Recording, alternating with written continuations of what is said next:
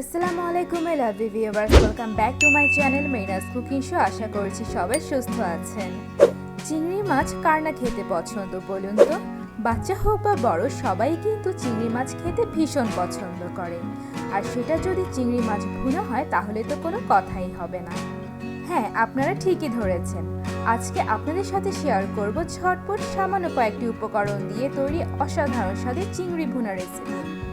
চলুন তাহলে আর দেরি না করে দেখে আসা যাক।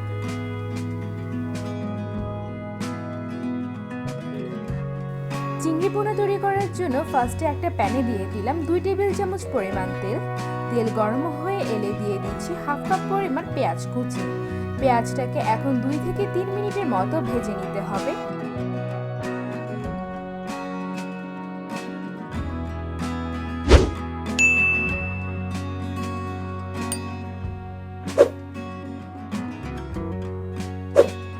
পেঁয়াজ ভাজা ভাজা হয়ে নরম হয়ে আসলে দিয়ে দিব চিংড়ি মাছগুলো।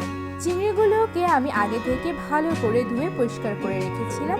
আজকের রান্নার জন্য আমি প্রায় 10 থেকে 12টি চিংড়ি মাছ নিয়েছি। এখন চিংড়িগুলোকে 2 মিনিটের মতো ভেজে নিতে হবে ভালো করে পেঁয়াজের সাথে।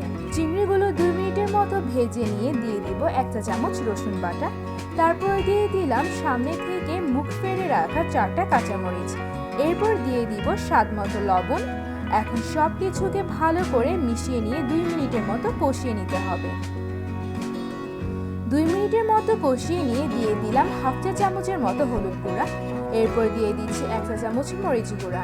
এখন ভালো করে মশলা সহ চিংড়ি মাছগুলোকে কষিয়ে নিতে হবে। পুরো রান্নাটায় আমাদের কিন্তু কোনো প্রকার পানির প্রয়োজন নেই।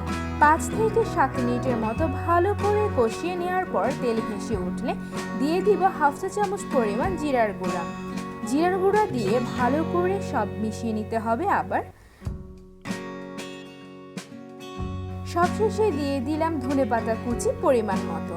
এই ধনেপাতা কুচি কিন্তু চিংড়ি ভুনায় এক্সট্রা একটা ফ্লেভার অ্যাড করে।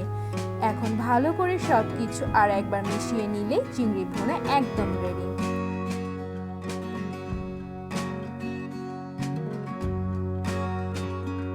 দেখলেন তো, খুব ঝটপট কিন্তু চিংড়ি ভুনা তৈরি হয়ে গেল। এই অসাধারণ স্বাদে চিংড়ি ভুনা দিয়েই কিন্তু এক পেট ভাত খেয়ে ফেলা যায়। তাহলে আর দেরি না করে আজকেই বাসায় ট্রাই করে ফেলুন এই অসাধারণ স্বাদের রেসিপিটি। আর যদি আমার এই রেসিপিটি আপনারা ট্রাই করে থাকেন তাহলে আমাকে পিকচার পাঠাতে কিন্তু একদম ভুলবেন না। ডেসক্রিপশন বক্সে আমার পেজ এবং গ্রুপের লিংক দেওয়া আছে।